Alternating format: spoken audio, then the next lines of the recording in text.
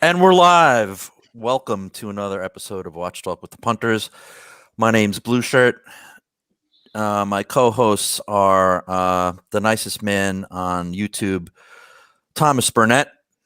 Hi there, guys. My co-hosts are the nicest man on YouTube, Thomas Burnett. Hi there, guys. My co-hosts are the nicest man. Clyde needs to mute his.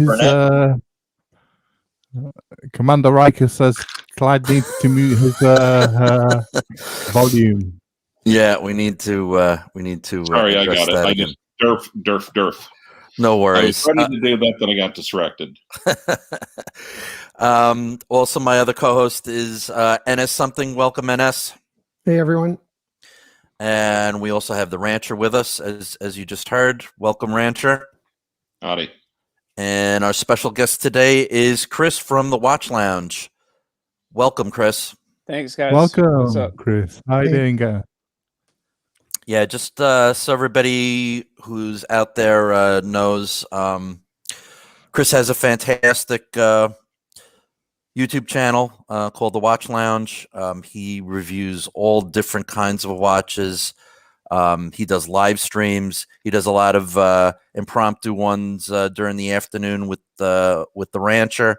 And if I'm available, I usually try and hop on there as well. It's a great watch talk. We talk about the issues of the day and new stuff and things that interest them. And his reviews, he looks at everything from, very basic entry-level watches all the way going on up. I encourage you all to subscribe to his channel. I put a link in the description for this show to one of his recent reviews. So again, thank you for joining us, Chris. We really appreciate it. Thanks for having me, guys. Yeah, no problem. Yeah, just want to say hello. Pleasure. Just want to say hello to Simucon Reviews, Curtis, B-Dev, Detroit Spartan. How you doing, pal? Congrats on the summit. Always good to see you. Congratulations. Yeah, big welcome to our longtime friend, Turkey Vulture. Always good to see you. Hi there, friend. Turkey. Great to see you. And we got Dodger, Brent, Peter C. Our real good friend, Flip. Yep, B-Dev, Flippin' Zippo. Hello, pal. Maynard Joseph. I would describe Flippin' Zero more like the spiritual leader. The president He is. The president ex officio. There you go. McLovin, Abdul, Watch Yourself, Salty Paul, Shot in the Dark, and Clocks and Glocks. Welcome, guys. Welcome, everybody. Rich Buddy, how's it going, pal? Good to see you. McLovin says, we've got our wishes going out to Hisham out in India with the COVID. They're getting hit real bad with COVID over there at the moment. So thoughts and prayers to Hisham. Hopefully, I know he's kind of holed up at the ranch there. Yeah, at the compound there. So thoughts and prayers with him. But good to see everybody. So before we start with the news, I just wanted to remind you of the upcoming schedule that we have. Next Sunday, we're going to have as a very special guest Rick Remaker from the Rick _on_ watches Instagram. Wow. He's going to be. We're going to be reviewing his entire collection, which just recently went through a bit of an overhaul. He's made some moves. Yeah, but he's got some real delights to show you, and we're gonna. He's got some amazing watches that we're going to be showcasing for you, and he's going to be telling us all about those. And for the first time. For the first time anywhere, we're going to be going over his complete collection. So we're real excited about that. The The following Sunday is Mother's Day, so we are taking that day off, so we will not be on Sunday, May 9th. But we come back with a bang on Sunday, May 16th. We will be reviewing the collection of Dr. Bill Sanders from Watch Art Size, so we're very, very excited about that as well. The one and only, the man That's himself, right. Dr. Bill Sanders. Beret and all. So let me just say hello to some guys who just hopped on. We got Chaz from the Berg. What's up, Chaz? Who else was in here? Ron the Shrink, good to see you. Mason One, always good to see you. Thank you guys for joining us. Poor guy. It's always good to see everybody. All right, NS, you got some news for us? Sure. Let me share my screen. And so there's not as much news as usual this week, obviously, because the last 2 weeks, everything that could be released was released. But there are some new watches, and the first one is, leave it to Tag Heuer to jump the shark right at the proper time. So everybody's going green. So Tag Heuer should go green last.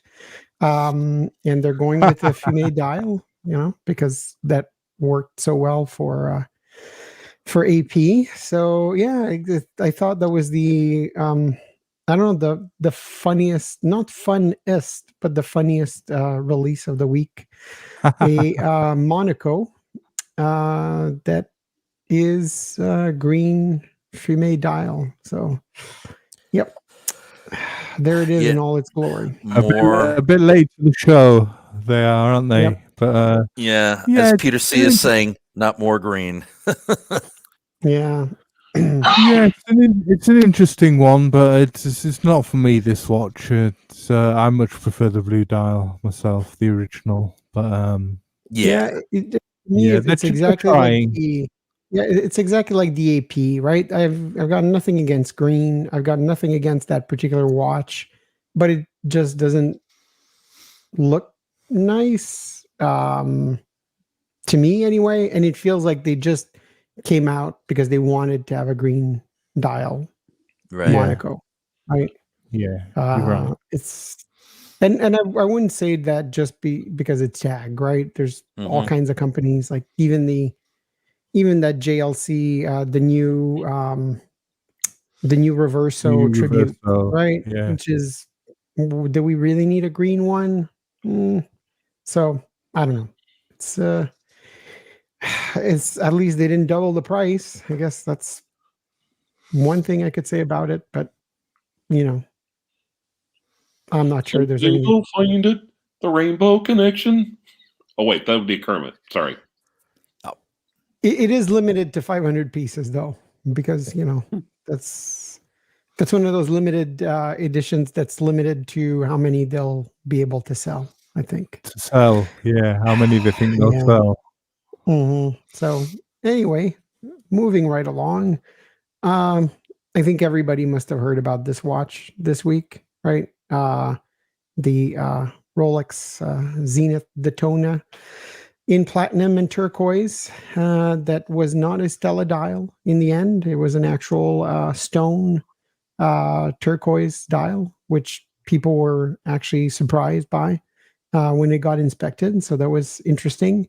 And it sold for $3.14 million at auction. So that's just absurd, isn't it? That's just absurd. That's 3.14 million. I mean, from Daytona.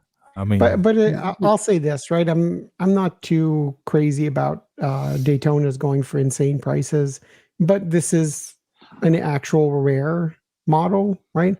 Not like normal rare Rolex where it's rare because they only ever made 700,000, but this is actual rare. So, but $3.14 million. So yeah.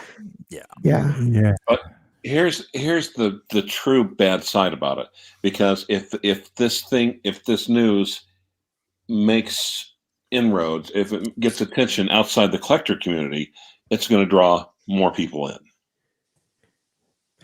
You know what else I'd like people to think about, right?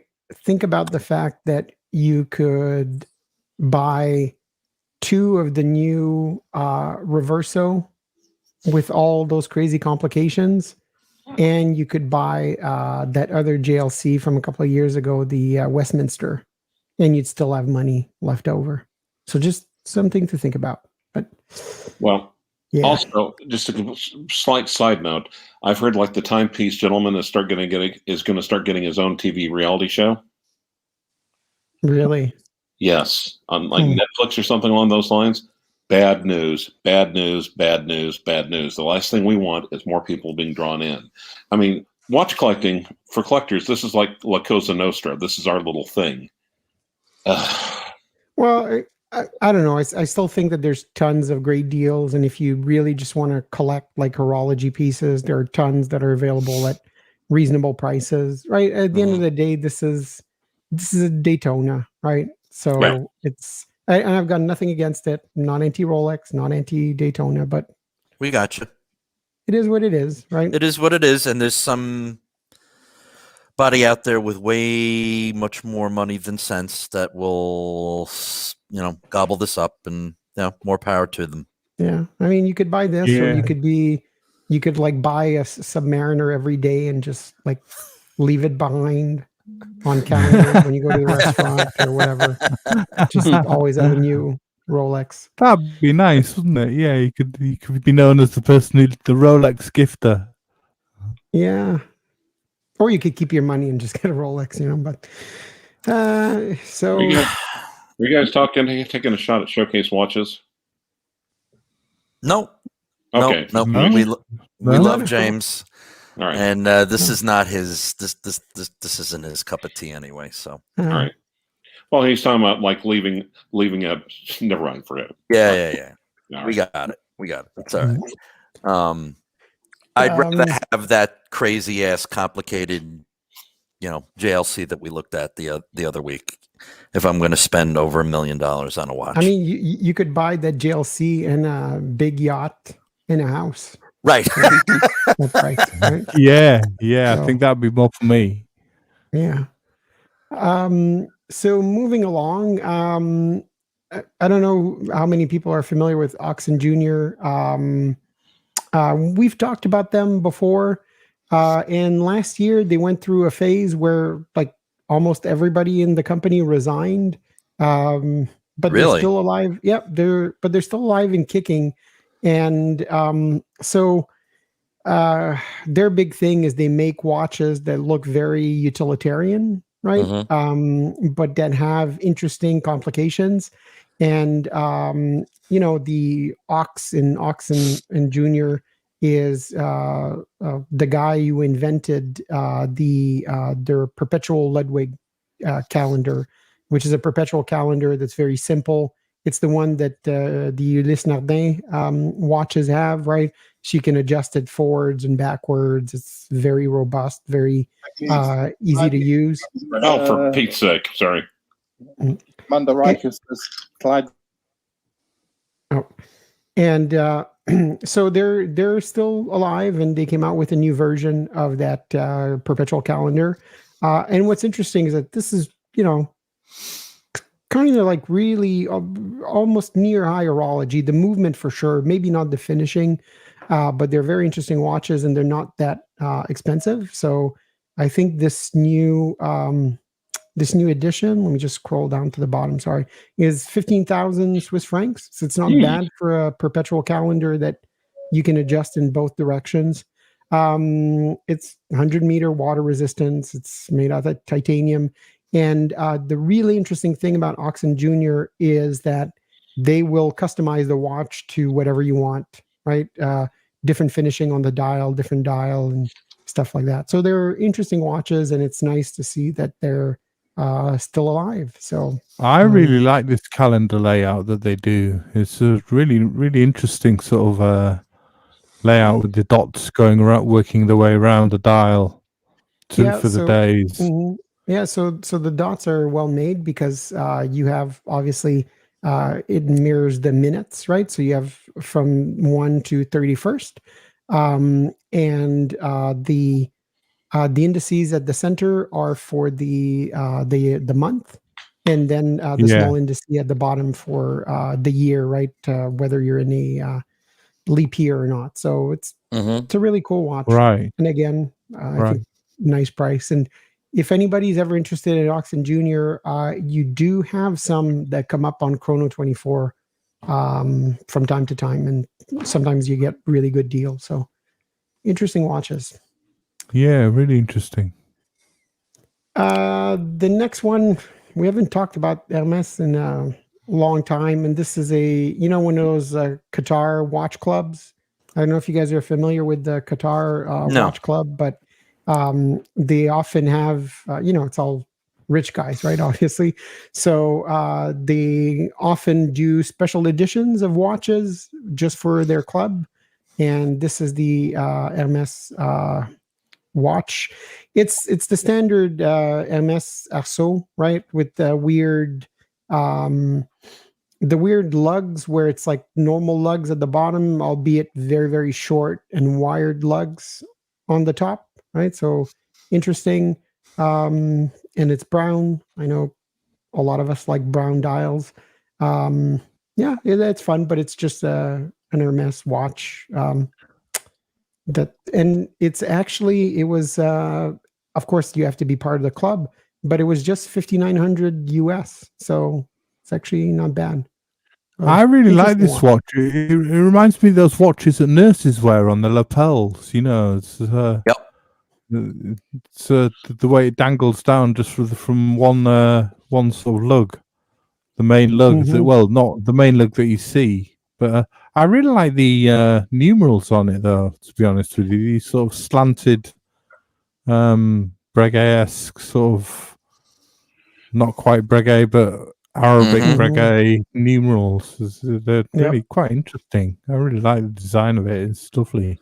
Those numerals do answer the question, right? Every time you see a watch and they the numerals slowly rotate, so they're all right side up, right? You always wonder what would it look like if they didn't do that. Well, there you have it. Well, I could see why they like the brown dial, though. Go back down to that picture a little further down the page. There we go. Fisting. Okay. That's one way to look at it. Did they? How many pieces was this limited to? I don't know. Okay. It doesn't say. So, but it's only for the Qatar Watch Club. For the Qatar Watch Club. Yeah. Okay. All right. I guess they're happy with it. It's nice looking. Yeah. Yeah. It's not bad. So moving right along to a, might as well go to a really classy watch because, that's synonymous with Frank Muller. Frank Muller does Richard Mille. Yeah. Well, they've been doing that watch for a long time, right? It's just, I'm not sure what I don't know. I'm trying to be positive here. It's a fun watch, I guess. Maybe. Well, it's got that classic tonneau case that Frank Muller used, hasn't it? It's got that. Yes. If that watch was any more 80s, it would have a secret compartment in the back for your cocaine. It still might. Yeah. Might. It's Frank Muller. It's, Yep. I mean, when you go, all jokes aside, right? When you go to the dealership for one of these watches, usually they have champagne ready for you and stuff like that. I'm sure that if you ask, they'll have cocaine for you at a Frank Muller. Yeah. boutique. Yeah. This is screaming, screaming the 80s. I'm sure not. It's not going to be for everybody. In fact, thank God it's not going to be for everybody because it's. Producer Michael would be a good fit for that watch. Does he lower himself from Jacob and Co? No. I think he sticks basically to them. Yeah, this is too classy for that guy. I mean, this is, like a person that wears this, there's a chance that they have a shirt that fits them, right? This is not producer Michael. It's $150,000 too. So I don't know, guys. Yeah, it's interesting, I guess. Like I said, slow news week, right? So moving along, Resins, which is a company I like a lot, but they've kind of jumped on the NFT bandwagon, right? The non-fungible token artwork. So each one of this, the Spy Master edition comes with NFT artwork, and they're all going up for auction. I think there's 21 watches. They each come with artwork. And one will be offered at Sotheby's on April. Well, I guess it was offered on April 23rd at Sotheby's, and then I think the other watches are also going up for auction. But I'd have to check. Yes, I guess they were all sold yesterday. By Spyscape. So the estimate, I don't know what they sold for, honestly, but the estimate was that it was going to sell from $2,100 to $21,000 to $38,000. So I don't know. It's interesting. It's a Resins, right? But in 5 years, when nobody thinks that anything about NFT, I don't know if these are worth it, but it's a cool watch. It's a cool addition. So yeah, I love Resins, but I still don't know what NFTs are, to be honest with you. Neither, Thomas. Well, I think, Thomas, that most people that are buying NFTs don't know what NFTs are. So, well, I think if I tried, that would probably lead to NSFs. Is this one filled with oil as well? I think so. The Type 1 is oil filled, isn't it? I know I'm going to be wrong, and somebody's going to say then I don't know anything about anything. So I'm sorry if I made a mistake, but yeah. Oh, in the comments also, my fellow COVID survivor, Detroit Spartan, reports that he just landed a Cermet. So congratulations. Nice. Yep. Congratulations. Yep. Well done. Congrats. So moving along to a small company that does some cool stuff, but sometimes a bit overpriced. Len, I don't know if... Yep. So they have these new version of the G3 and the V38 with, I guess, more elaborate the V38 dials. is quite nice. I quite like the V38 with the one that's at the top with using a Vacheur. Yeah, we're going to talk about that in a moment because it's interesting because Len is mostly known for being one of those Unitas movement modifier, right? Like many others. I will say that they do a little bit more than the average Unitas, like let's say Dornbluth, or where it's just, they have nice frosting and things like that. I think Len really does a lot of finishing. They build new bridges, right? The polishing is great. They really do a good job. So you can see this one, right? This is more than what you'd see on a Dornbluth. But what's very interesting is that they've also started as Thomas just said, instead of just using a 6498, they've also started using Vaucher movements. And the really, really cool thing here is that I've seen a lot of companies jump on the Vaucher micro rotor movement, and then their watch goes from being, an $8,000-$9,000 watch to a $20,000 watch, which I know some of them are cool. Like there's that one made in the US. I forget the name, but it's still like, this is still like a $2,000-$3,000 movement, right? Mhm. This is not a watch that would be worth $30,000-$40,000. No way. Even if you're an independent. What I really like about Len is that if we look at the pricing, right, the V38 under with just 10,000. Yeah. with the frosted dial, you're talking about the 9,400 Swiss francs with the meteorite and guilloche dial. Wow. 9,900 and the triple texture guilloche dial. 10,900 Swiss francs. And Really? I think for like a watch like this one, right, like under 11,000 Swiss francs, that's a good deal. Yeah, that's not bad. Good deal is a better way to put it.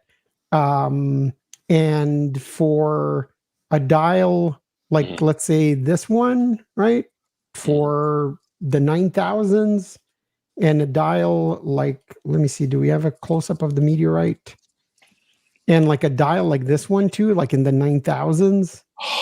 Yeah. That's a nice really watch. nice. Really good value, isn't it? Really good value. And one thing about this current watch,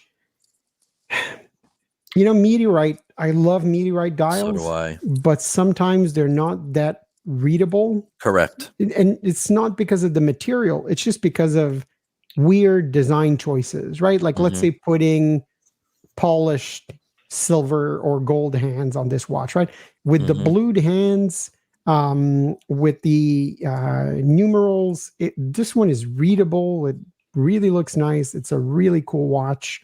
So yeah, I think this is a really cool watch from Len. And I'll say one thing: their 6498 base watches have great finish, right? Really, really nice finish. But what has always bugged me about those watches, and still bugs me, if we go look at the pricing again, it's still $8,500 to $9,800 Swiss francs for a 6498 watch, right?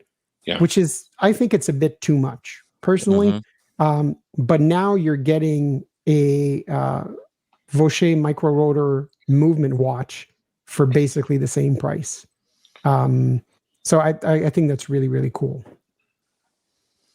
Well, it pains me to say this a little bit, but there's actually been an excellent question ranged by Marco, or possibly someone claiming to be Marco, or the artist formerly known as Marco. My question is, for the price, is it worth more to buy the Kudoki 2 or something from Harbring? You can't go wrong if you choose Lane, but something to consider for sure. So my opinion on that is, I think it's a tough choice if you compare the Len to the Habring, right? Because I still think I really, really love what Habring is. I love how they're priced. I do think though that it's not like their movements are 100% original, right? They were made. They're in-house, fully in-house. But they were made to be kind of drop-in replacements for the 7750s, which is not a bad thing, right? No, because there's lots of really, really high-end movements out there that are, that are the same movements as a company that ended up being an ETA movement. So I think it's on equal footing. I do think that if you compare it to a Kudoki, which is, again, not necessarily a completely new movement, but the Kudoki, the finishing is a different level. I don't think it's comparable to a Len or to a Habring. So if I had the choice between the two, I would go for a Kudoki, like any day of the week. Even like you don't have to go all the way to Kudoki 2. I personally, I really like the Kudoki 1. I think the dial is very, very nice and classic. But then between a Len and a Habring, I'd have a hard time choosing, especially if we're talking about the micro rotor movement. So I don't know about the Kudoki 1 though, and let me explain. Where I'm from, where I grew up, you could go to the edge of town and you could see the wheat elevator from the town next door, which was 15 miles away. Okay. Even in spite of that, I still think there's too much open space on the Kudoki 1 dial. There is a lot of open space. Yeah. It's like, oh, there's the weed elevator. Yeah, but did you know that he does custom work though, right? I don't know if you're in the high I did not know horology, because you can get dials that are a little bit nicer than the standard white dial. So, but I totally agree with you that the Kudoki 2 is different. It has more going for it. But at the end of the day, it's a very similar. It's the same movement, right? So I would say, but again, whether it's the 1 or the 2, I think that it's an unfair comparison with this watch and even a Habring. I think it's a level above. I would buy a Kudoki in an instant over those watches. So you could pay extra and get a Guilloche dial, or maybe even pay a little bit more and get a Trebuchet dial. I've been sort of following Amin from Amin Reviews and his journey down the Guilloche dial route or path down in the hobby, and I'm starting to look at these smaller brands, these highly decorated dials, and nicer decorated movements, be they base ETAs or modified Veshurs or something else. And what I been starting to look at was what Bobby Legs got, the Jaeger and Benziger. Great limited choice, limited to 40 pieces in each style. They got their hands on some of these really nice older movements, beautifully guilloche'd dials, some hand decoration on the movements, and those are like $4,300, and they're really, really, really nice, really tempting, and really eye-catching. And like Ron the Shrink was opting for, he was saying he'd prefer a Dornbluth for Dornbluth, 4 to 5. Well, okay. Let me bring up something else. Okay, that's I guess it can be part of the news because this is kind of recent. But I'll throw one more into the mix. Okay. And nice. We've talked about Satori Beyond before. Yes. It's this French guy that I was looking at those too. Yeah, and he used to use those. What are they called? The movements from Fossil. STP. Yeah, he used to use STP movements. Okay, and his watches were really, really affordable. We're talking about $3,800, something like that. But the thing you have to understand about Satori Beyond is that he has his own machine shop and he does everything himself except for the movement. So the numerals, right? And it can all be done in titanium, the case, he machines it, the hands, all the finishing, the guilloche. But starting this year, what he started was using La Joux-Perret movements that are really creeping into high horology, right? It's actually a really nice movement, and the case also it's been developed for this new model with Voutilainen and Katen, right? Like that other brand, I forget the name, but he still does everything himself, the finishing, and one of the big things he's always done is heat treated titanium dials, right? So you can get it. Let me see if I can find other pictures of his dials, right? Like this is blued titanium. He can do it red, burgundy, purple. So really, really nice watches that can be. This is the old STP dial, right? This is his old watch. It can all be customized to whatever you want. If you want a different case finishing, different dial, different colors, different numerals, right? Because he'll machine it himself out of a piece of titanium.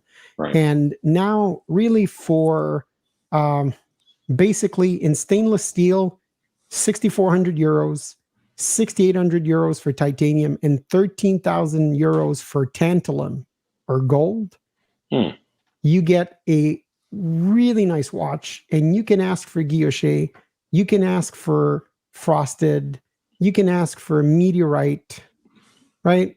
It's really cool. So I would say that if you're looking at those, I don't want to call them lower end, right? Because we're talking about $6,000 to $10,000. Right. It's not chump change. Yeah.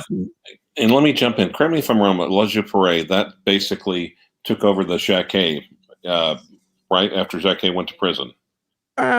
Yes, but it's also other movements. So there's a lot of movements that they make. Yes. Well, and I was thinking Jacquet, if I remember right, and I think La Jouperet took care of, kind of stepped in the place of this. I know Jacquet was really great about taking like ETA Bosch's and then reassembling it into something, unique and different. Yeah. So it's not just an off the shelf ETA, but and at this point they really make their own movements. So it's it looks so. This is, I would say, just another alternative to those brands that we were talking about, and kind of an alternative to Ophion, but with the ability to get everything customized right exactly to what you want. Right. I was seriously considering this, and then I went back, and he had shut down the he wasn't taking any more orders. He's got enough work to last him for another year. So unfortunately we've missed the boat on this one, but this was mighty tempting. And Amon got the previous generation of his with a custom dial, and that's beautiful. And this is really, you can customize it exactly the way you want. And I'm kind of kicking myself for missing the boat. How would this stack up against Ming? Because I'm looking at the dial, and the dial, to me, just offhand, looks a little Ming-ish. And I'm not saying, and I'm saying that as a compliment because I do kind of like the Ming dials, as I kind of like Paul de Lille from Constantine. I'm pretty sure Satori Beyond predates Ming by quite a long time. I think they're both nice watches, but I think Ming is one of those like really hyped up brands, right? So do you want to buy the hype, or do you want to buy more the watchmaker, a more independent? Because I know Ming is independent, right? But it's really like a kind of weird mass market watch, right? And the thing that kind of bothers me a little bit about Ming is their high horology movement, right? Their world time, or whatever the complication is, goes into like really high-end pricing, right? Where I don't think that it's a lot of us can reach, right? Yeah, I gotcha. But this stuff is really amazing. I really like this watch. But I like that one that we just showed. Sorry, Clyde, go ahead. Could you pull up the SBO4 that's allegedly still for sale or still available? Yep, here it is. Yeah, that's the Ming looking one, isn't it? How much is that? Those, when they were still here in stainless steel case, they used to be 2,700 euros. Yeah. What diameter? 40 millimeter. Okay, decent. Ooh, it's a nice looking watch. Yeah, and that's just get the dial right. That's one thing I can't understand about them. It seems like they do. It's almost like there's so many watch manufacturers. The dial is almost an afterthought. It makes me want to pull what's remaining of my hair out. Yeah, this one, this was purpled titanium. That's something. Yeah, that's hard to do. Really hard to do. Burgundy. It's like a nice sector dial, isn't it? But it's got those Ming hands Hans and Ming have copied off them.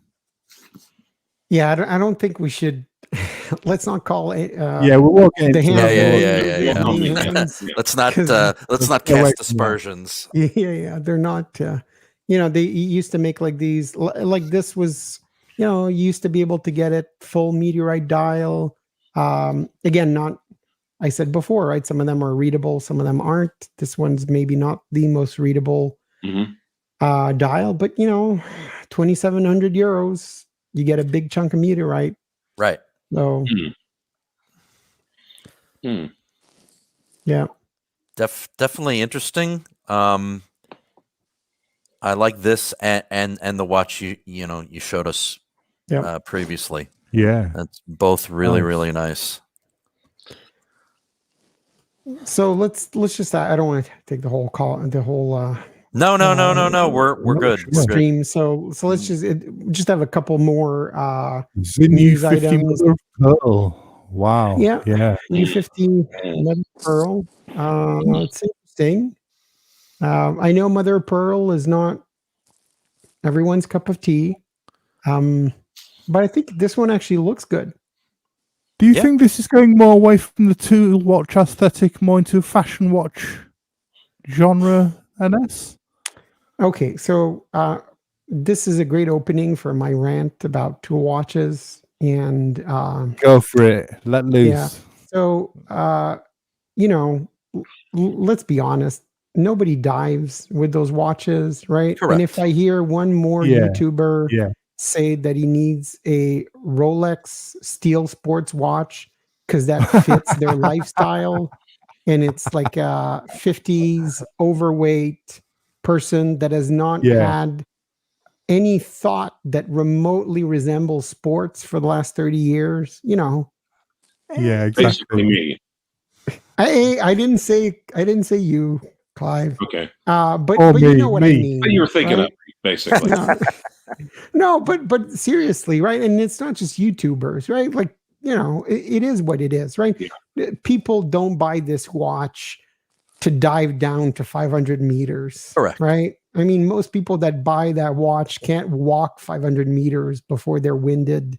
So, let's be serious. Look, I think it's great. These are really fashion watches when you think about it. I think it looks nice. But it's Zin, right? It's Zin. So it's a $3,000 watch that looks cool.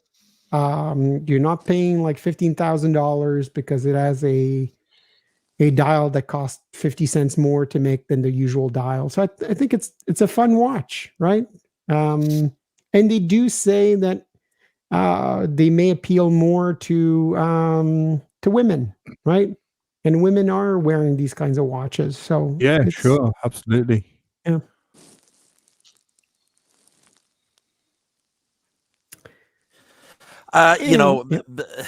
The Mother of Pearl, and I've understand that Sin has done this before.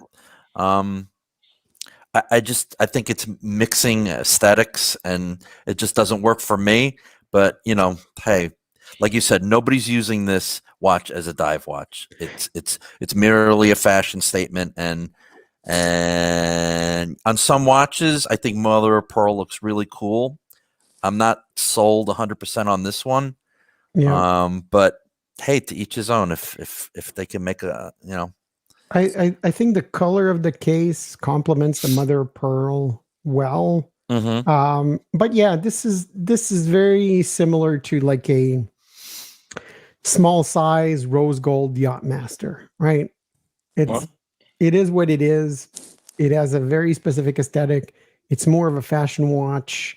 Look, who's buying a dive watch with like black hands that you're going to have trouble seeing, right? It's a fashion watch. I'm still waiting for them to release a UB40 with a red wine dial. But I'm bumped. Well, they have one with a red wine strap.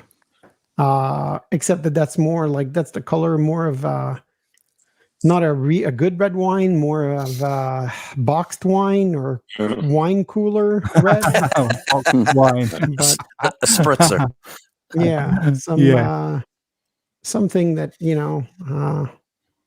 something that was made very, very far from a vineyard. But yeah, the most I ever used my U1 for was in the pool. Yep.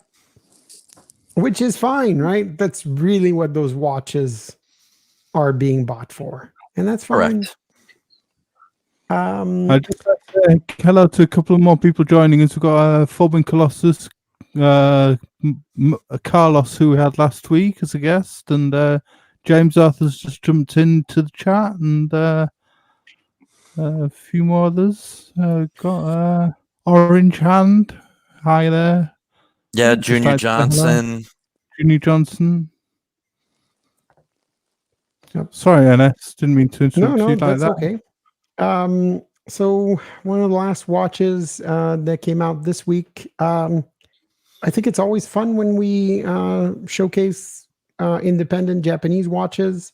And this one is from Naoya Hida. I'm probably pronouncing it wrong, but it is what it is. This is his Type 3A moon phase watch. So very interesting. I like it. I really like it. It's really nice because it's a gold moon phase. Very much, the aesthetic that you'd find in a independent Japanese watch, right? So very classical, but numerals that are a little bit big. Very, very interesting, very well finished, it would seem. And it's not a it's it's a movement that's based on a Valjoux 7750 or 7751. And it's not cheap, but it's not crazy expensive. Like all right. It's like Asuoka, it's $24,000. It's still very expensive. That's a hefty sum. Yeah, but it's not like the $40,000 or $50,000 that you expect from some of these Japanese independents. So it's expensive for what it is, but I'm sure that the finishing is great. It's kind of sad that at that price you don't get a display back. Right. Very disappointing for that price. But one of the things I was going to notice, because there have been times you've had this up before for a second, and just looking at it for a second, it caught my attention. Like, ooh, what's that? Yep. No, this is really the Japanese independent aesthetic, right? Where you always have a font that's very, very small, very classical, numerals that usually have like a bolded font. It looks very classical, but then you have the gold, pretty intricate moon phase, right? So it's an interesting watch. Very expensive, but interesting. Now, what kind of dial is it? Is it? It looks like a porcelain dial. No, I think this is a metal frosted. I'm not sure what metal it is, but do you see? I'll say, do you see these smaller Japanese independent watchmakers are starting to come into their own and be noticed more than in the past? Yeah, but it's interesting, right? Because Hajime Asaoka, I think Asaoka, I think I'm saying it right. He's the guy that, he also makes those very limited edition watches that are much more affordable, and they usually have either Salida or Seiko movements, and they sell out. It's kind of like Ming. They sell out. They'll sell them for like $3,500 or something, and they sell out in 5 minutes, or sometimes a minute online. So he's getting noticed a lot, but he's not selling. I don't think he's selling a lot of his $30,000 to $40,000 to $50,000 to $60,000 watches, right? So it's interesting. I think they're getting noticed, but their productions are so limited that it probably doesn't matter that much, right? I think Asaoka makes maybe, I don't know, he must make like 10 watches a year, maybe not even. So, right. Yeah. Well, I'm really glad you brought this up, because if there's one thing we learned this last year, we need to pay more attention to what's coming out of Asia. Yes, definitely. In the watch game. And we can end the news on a Bell & Ross. Okay. Because it's a Bell & Ross and it has a skull. Skull motif. Yes, they're fond of, aren't they? Yeah, it's got a transparent look, right? It's a Bell & Ross, and it's completely ridiculous. Skull on the front, skull on the back, and yeah, I mean, it's this, though, I have to say, is, I'm sorry, I'm scrolling quickly. I just want to go and show everybody the price. I'm sorry, I don't know why there's so many pictures, but it's an $11,000 Bell & Ross, limited to 500 pieces, and it's look, it's. I see Harley Davidson written all over that. I see Fugly written all over that, but it's what you like from it's what people like from Bell & Ross. It's so ridiculous, right? It's fries with mayo nails it. Yeah. And look, do you see here the ampersand on Bell & Ross, right? Because you don't really see Bell & Ross, right? For a moment there, you wonder, is this a Jacob & Co. or could almost be a Jacob & Co. So yeah, could be. Maybe producer Michael will pick this one up. No, it's too I don't know if classy. Bell & Ross can be ridiculous, because at some point they've had to become undiculous. Because you have to be ridiculous, then undiculous, and then ridiculous. And Turkey Vulture comes with the proper word up for this watch. Pass.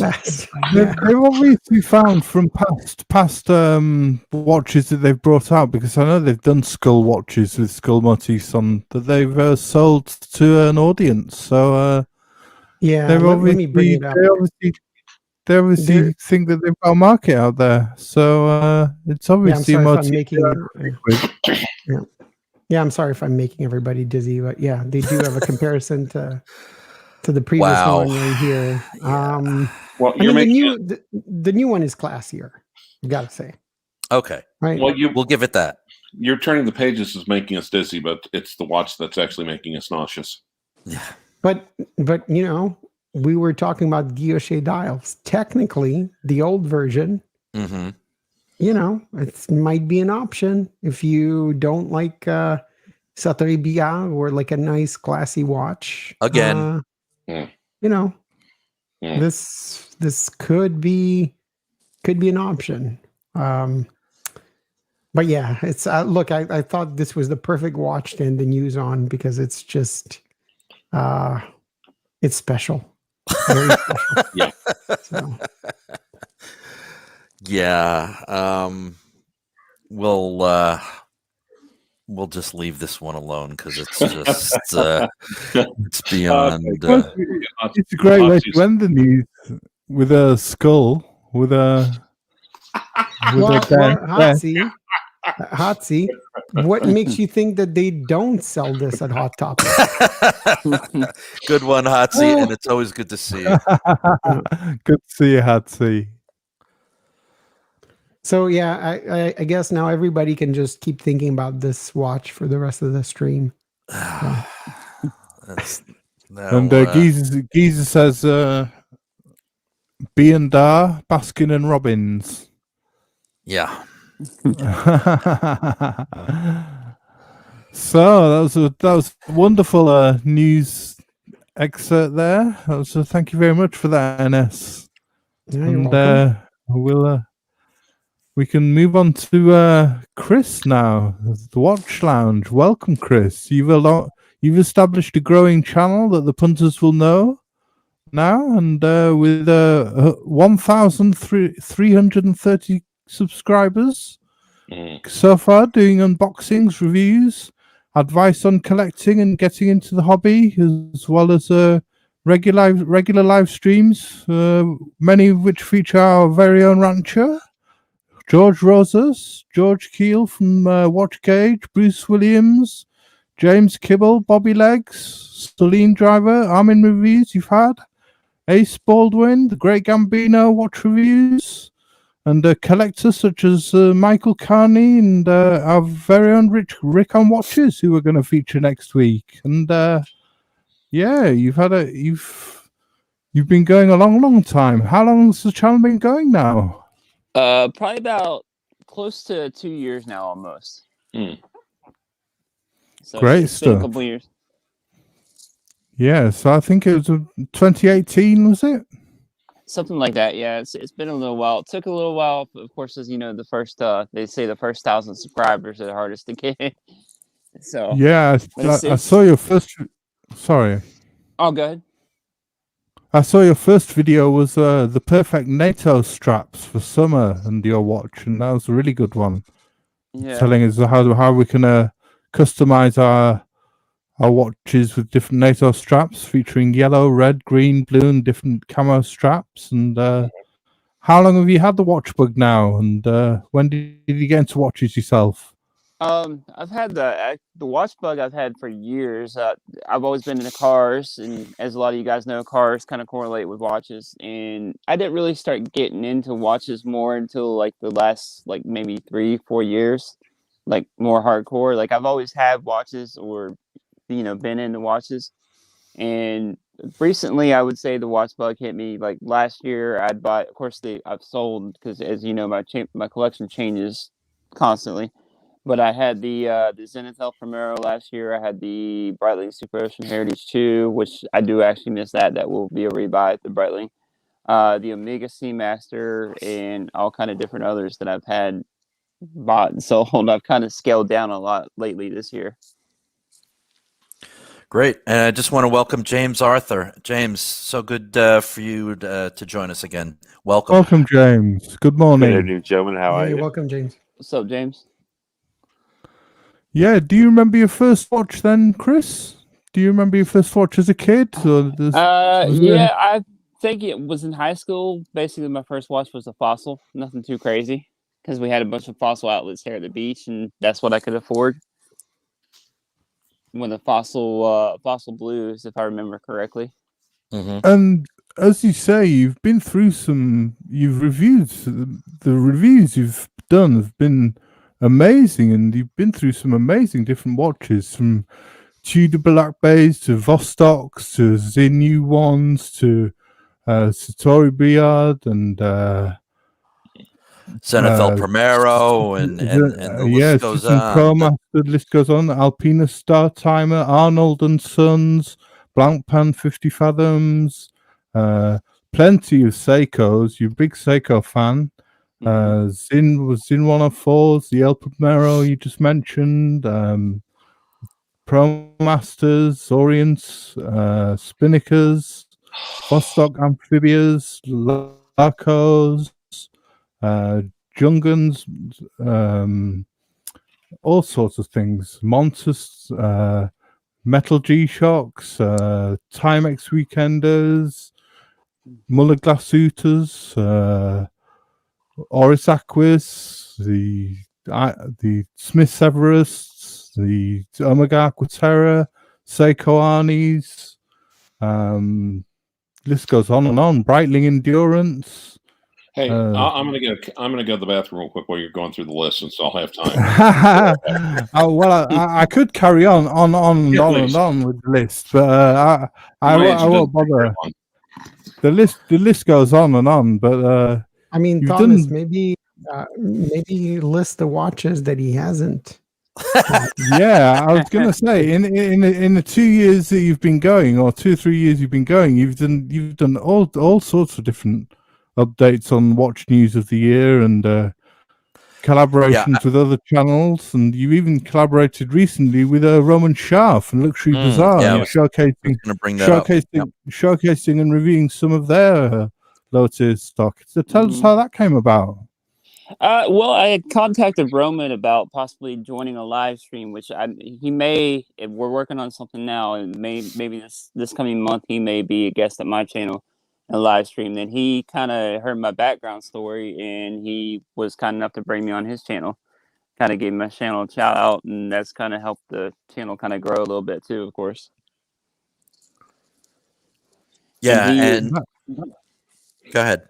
Oh no, I was just gonna say he was kind enough to lend in a bunch of pieces, and a lot of people don't know that he does like entry level stuff too, not just luxury stuff. Mm-hmm.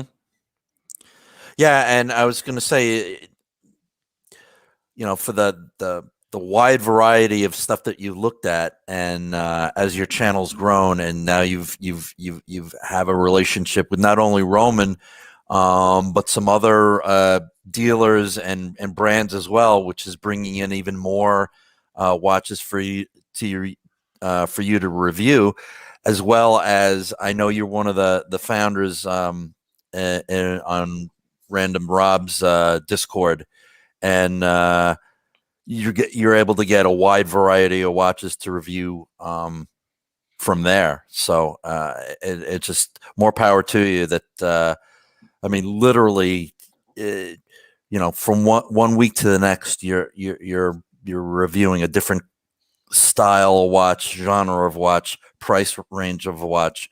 It's really commendable to you for what you're doing, Chris. Thanks. Yeah, I just didn't want to limit the channel to just like one certain genre or one certain price range. I just wanted to show everybody like all different aspects of the hobby. Like I enjoy my little $30 Casio, as you guys will see here in a little bit, just as much as I, enjoyed the El Primero that I own. Like I don't really discriminate like towards price range or anything like that.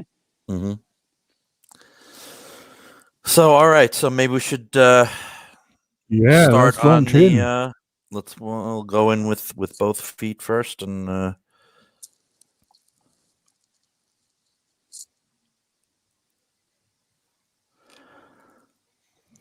so we got a Casio, classic G-Shock Square.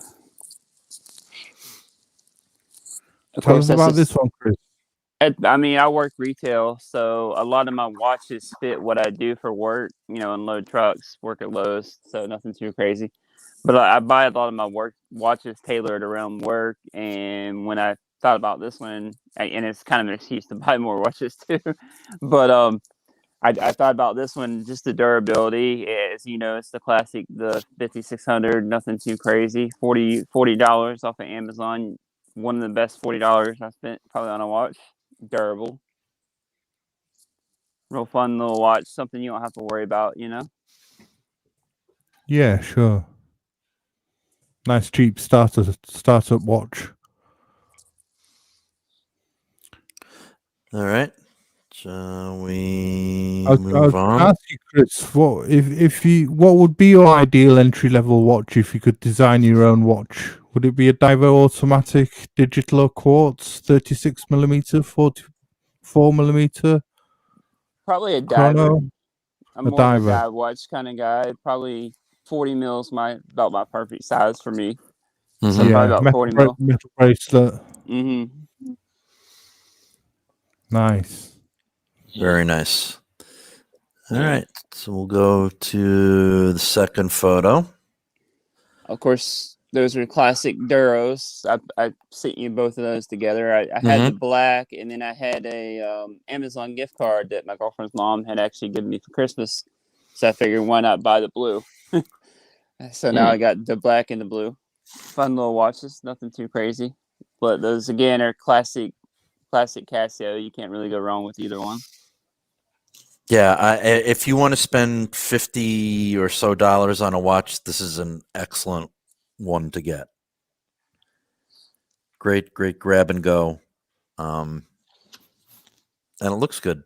Yeah, they look good on all kind of different straps too. Real versatile. Again, like I said, I tailor my collection lately more around like what I do for work, because I wear the watches a lot to work. So that's kind of where my mindset is lately.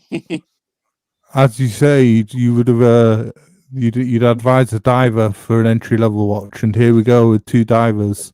Yeah. Following the diver theme. Mm-hmm. Just want to welcome in ID guy. He's fresh off a 4-hour marathon last night. Well done. Yeah, my great friend. show, ID guy. He talked about a marathon for 4 hours. He talked watches and went through watches for 4 hours. I don't know how he does it, but he's amazing. He's got an amazing channel. Okay, so we'll move on from the Duros, which is a nice pair there, to the best $26 watch you could ever hope to buy or ever will buy. I have one of these. It sits in the glove compartment of my truck in case I run out the door without a watch on. It's got a 10-year battery, and it's a great backup watch. The Casio Royale. Now there's actually a whole modding community for these out there as well. Like I've seen, I don't know if you've seen Random Rob's. He's got one that's like spray painted, like all kind of funky different designs and stuff. Right. And there's also, I think you can get steel bezel for these now too. Have you ventured into the modding community yourself then? Have you started modding watches yourself? Not that much. I'm not really that technically inclined when it comes to stuff like that. So I haven't really ventured too much. I may try with this one though. It's like Bruce said, it's only $30, so it's not like it's you're gonna lose an arm and a leg if you mess it up. Yeah, I remember one on one of Random Rob's streams that had like some film inserts to change the color of some of the subdials, and it looked really cool. I mean, these are the watches that people who grew up in the 80s, right? like myself, really wanted to own, not this model exactly, right? But watches that looked like these. And yeah, like those little inserts that change the colors of the dials and stuff are really cool. So because they're called the Royale because wasn't it Roger Moore wore a similar, I believe it was Seiko in one of the movies. Isn't that why they call it the Casio Royale? I believe so, yeah. I think it was Roger Moore wore a Seiko that looks similar. This looks similar too. So I guess that's how it got the nickname, the Casio Royale. Pretty cool, fun little watch. Yeah, like I said, it's the best $26 you could spend. All right, moving right along. So, Chris, you must have bought and sold a lot of watches by now. Do you have any favorites that you wish you'd kept?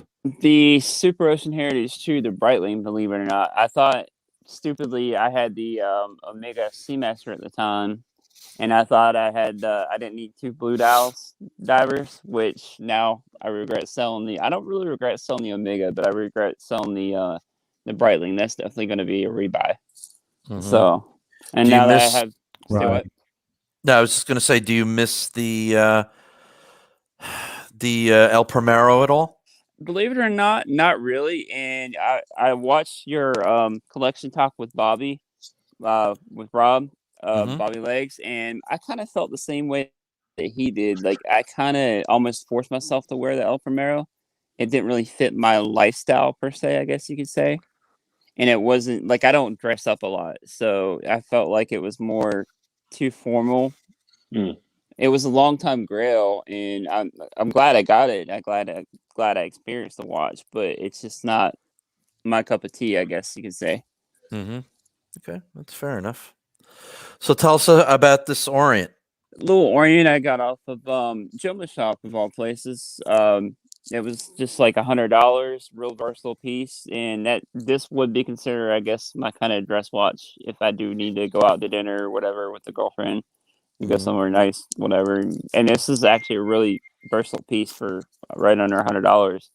Get all kind of different straps on it. In-house Orient movement. You just can't go wrong with it for the price. Yeah, really, it's a nice watch. Great entry level watch, yeah. Well, yeah. All right, so we'll move on from this nice little Orient So tell us about this one. This is a Richard Legrand. This is the Odyssey, and this is one that they are the Ocean Fair. Excuse me, guys. Sorry, I was just looking at the Odyssey. But the Ocean Fair, this was gifted to the channel by Richard Legrand, and I've actually had one of theirs before this, and I had done a giveaway on it. I don't know if you guys saw that video a while back. Mm-hmm. This one I liked. I kind of decided to keep and add to the collection. Kind of has that Blanc Pong kind of feel to it, I guess you could say, kind of an homage. If you look at the bezel, the dial kind of reminds me of Blanc Pong. It's actually really well made for. I think they retail for close to $400. It's got the Citizen Miota movement. It's a real nice piece for the price. Definitely well made for what it is. And it's good to have a white dial watch, just for just as a change of pace, to mix it up a little in your collection. So it's nice. It's a nice. And they're versatile too. Yeah. How do you find that bracelet? Absolutely. Is it a decent bracelet? It's actually a pretty comfortable bracelet. I need to take a couple links off, but it's actually pretty comfortable. It breathes pretty well on the wrist, so it's pretty nice. Not perfect bracelet, but it's pretty nice for what it is. Mm-hmm. All right. So we'll move along. And you got an Islander. Yeah, again, like I said, I kind of tailored my collection to work. And I heard so much about the Islanders. Of course, I've owned the SKX, the 007, the 009, and I had the 011J. And these are real similar to those watches. And this is basically, if I were going to mod a watch, what I would mod it to, or mod it SKX, because it's got the sapphire crystal, it has the NH movement, the hacking, hand winding, got the bezel, all pretty much everything. Mark knows how to make an affordable watch over Long Island watches. He knows how to make it. He's building really kind of a really perfect affordable collection for a lot of people over there. Yeah. I noticed from a lot of you. Go ahead, Thomas. Sorry, I was just going to say, I noticed from a lot of your reviews that you've done that you're obviously a fan of Seiko, Chris, and oh yeah, they are a great entry-level brand. And do you think that most collectors out there should have a Seiko too at some point? And which Seiko would you recommend as a good start piece? A Tuner, Padiani, Flightmaster, Monster? I don't know. It really depends. I mean, I hate to be obvious and say the SKX, but probably the SKX, even though they're kind of discontinued, they're still easy to get a hold of. And you can get a hold of them pretty cheap if you buy one, either used or even buy it new somewhere, off eBay or one of the sellers. But I'd definitely say the SKX just because it's like a mainstay in a lot of people's, the history of their collecting. Mm-hmm. And seeing so many micro brands, so using the Seiko NH35 and 36, 37 movements, have you noticed that they offer better design like this one that Mark does and build quality than Seiko do? And do you think that the micro brands are taking over that entry-level space in the watch market from brands like Seiko?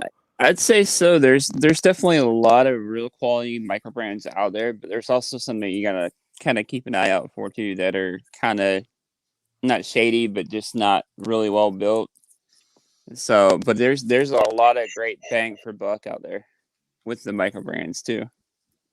Especially kind of like, which I know we're talking about Seiko, but like with what Manta's doing, like the quality for the price on what you get for the Manta with the Solida movement and everything, it's a really killer watch for the price.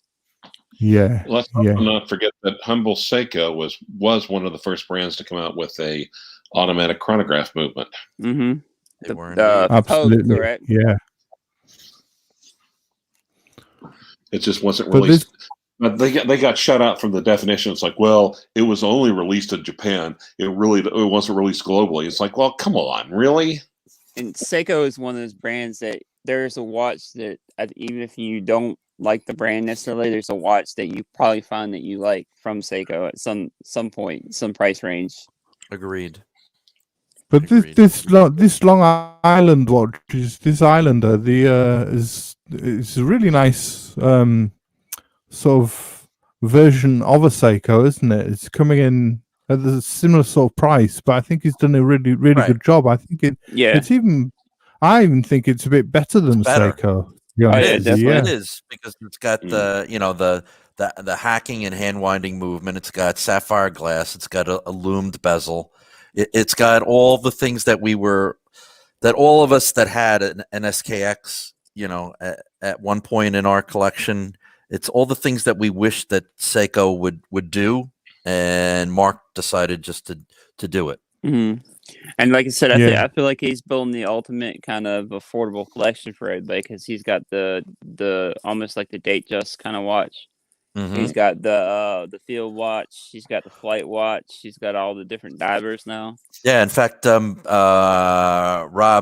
from Bobby Legs just did a review of his take on the Monster. Mm-hmm.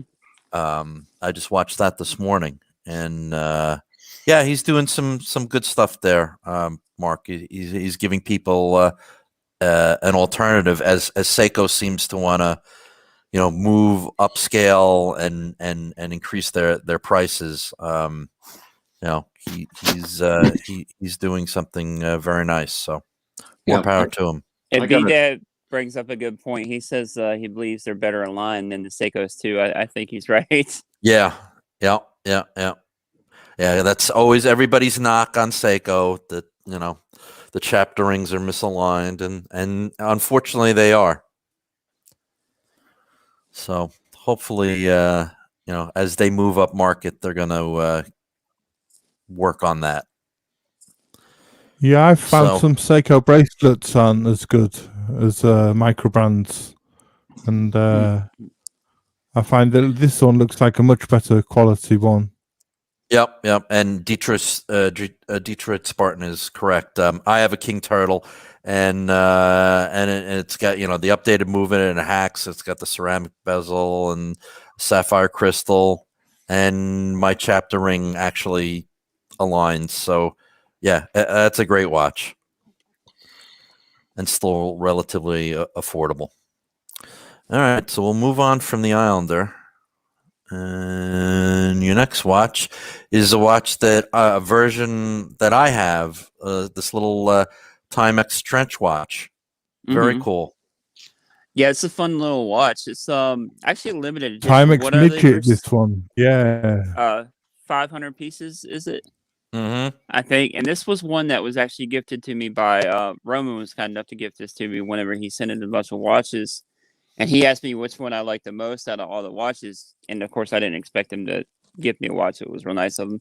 Mm-hmm. But I told him a little Timex. I could have picked the Oris, whatever else. But I told him a little Timex. He's like, yeah, well, go ahead and keep it. I was like, I appreciate it. Like I say, nice guy. And definitely fun little watch, And you're thinking, damn, why didn't I choose the Rolex? Damn, why didn't I choose the Rolex? Damn, why didn't Nah.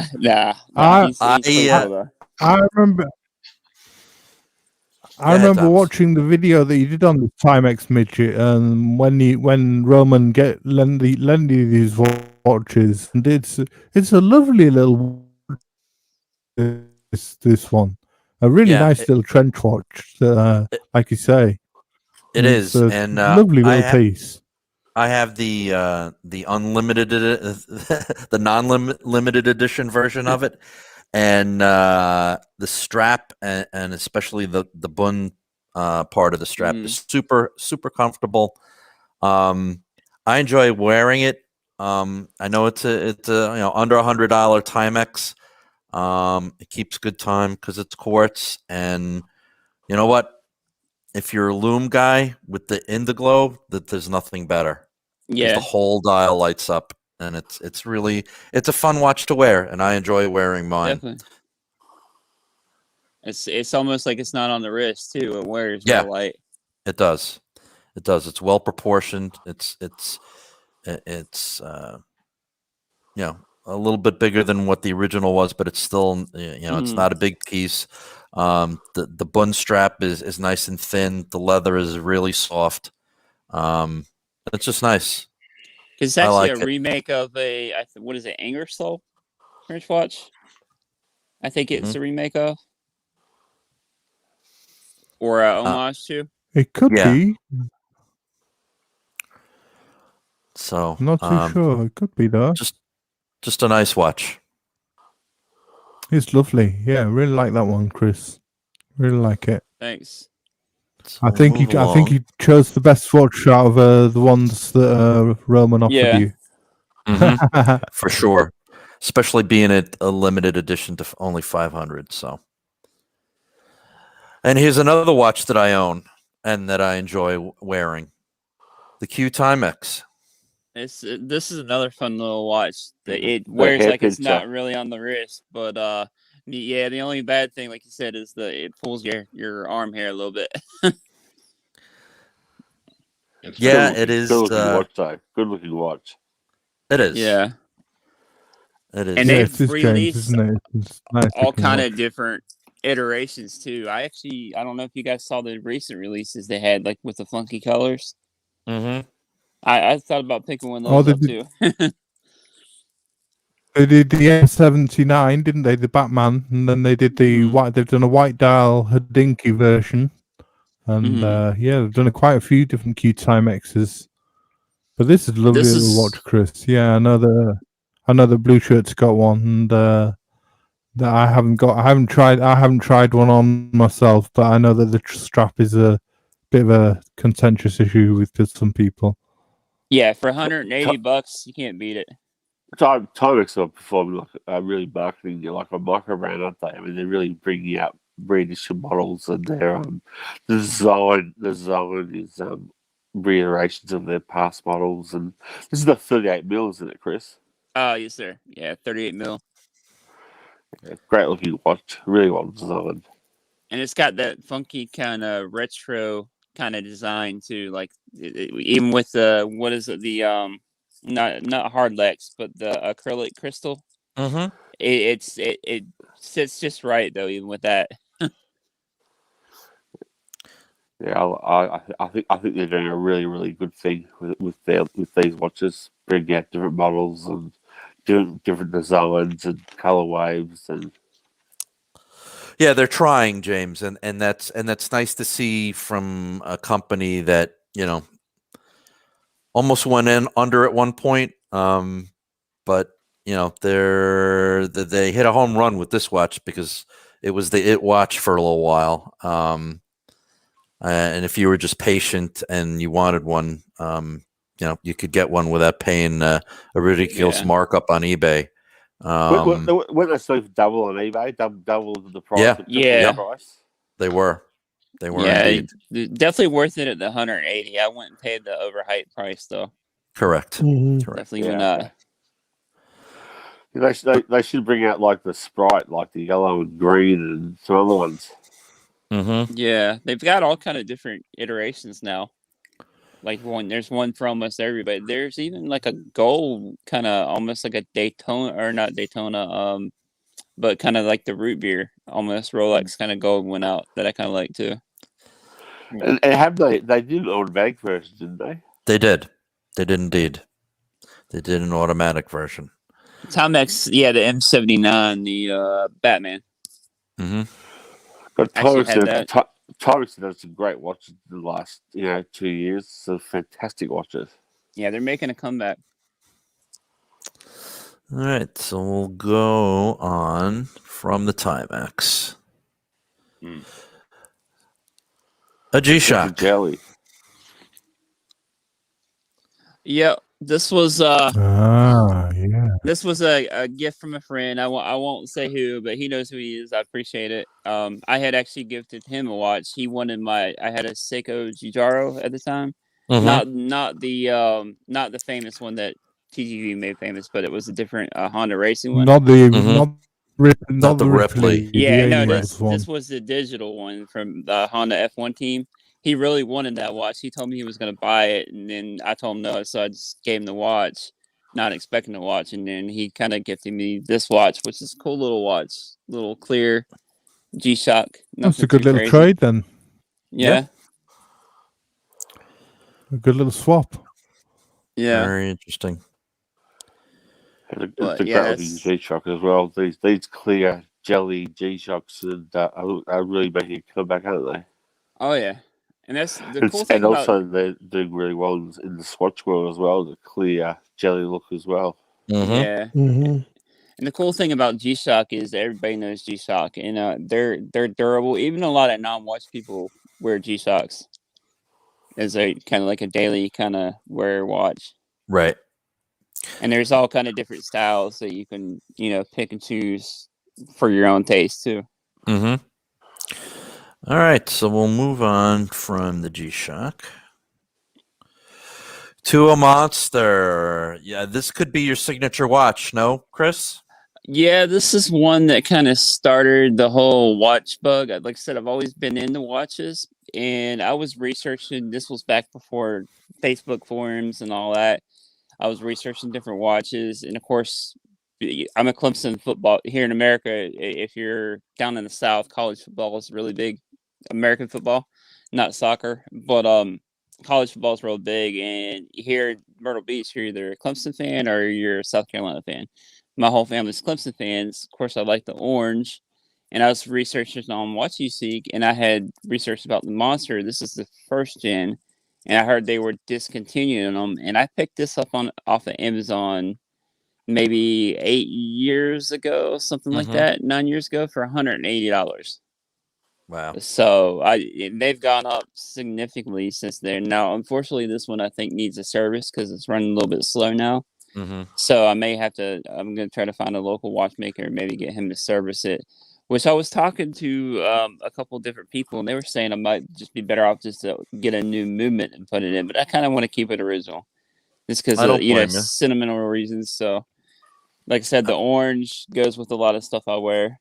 Just perfect little watch. I don't know who's the bigger Orange Monster fan, or whose signature watch this is. Either you or Random Rob, because he loves this watch as well. I was gonna say, is it Random Rob or Chris? Yeah, Rob's. I think everybody loves the monster. That's like a monster.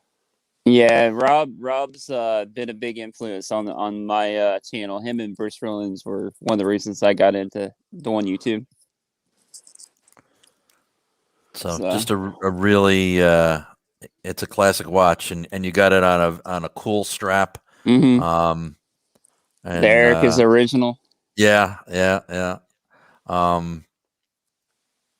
And if you're an Orange fan, I mean, this is definitely the watch for you. Yeah. The only other company that does oranges, better, I think, is probably Doxa. Mm-hmm. Yeah. Here we go. Yeah. Doxa Nation. All right, but we're not. We'll skip me doing another Doxa rant, and we'll move on to the next watch. A Seiko Alpinist. Oh, Alpinist! I love that. That's a really nice green tone. With the strap. Yeah, I got that's a Blue Shark strap. It's a pretty comfortable strap. I figured that went good with green. And this is the discontinued, the 017. This is the older one. Mm-hmm. I had picked it up. Speaking of Random Rob, I picked it up off his Discord group in the flipper section, and I got a really good deal on it. So I figured couldn't pass it up to at least try one out. And this is one that actually kind of really surprised me on how well, I get why a lot of people love it. Yeah, I just want to say, I just want to interrupt you just for a second. I just want to say goodbye to our friend Junior Johnson. Take care, Junior. Thank you for for tuning in. We always appreciate it. Take care, JJ. Later, Junior. But yeah, this is a fun little watch. It does wear a little bit small though. So if you have a bigger wrist, it wears a little bit small. Mm-hmm. I don't know about the updated version though, the newer one that just came out last year. Mm-hmm. The Baby Alpinist, I think they're calling them. But I don't know if those wear a little bit bigger. But for those of you that aren't sure, it does wear a little. I mean, it fits good though, but it does wear a little bit smaller. But fun little field watch, just classic Seiko. Do you ever wear it on the leather strap that it came with? The leather strap it came with it's not the greatest strap.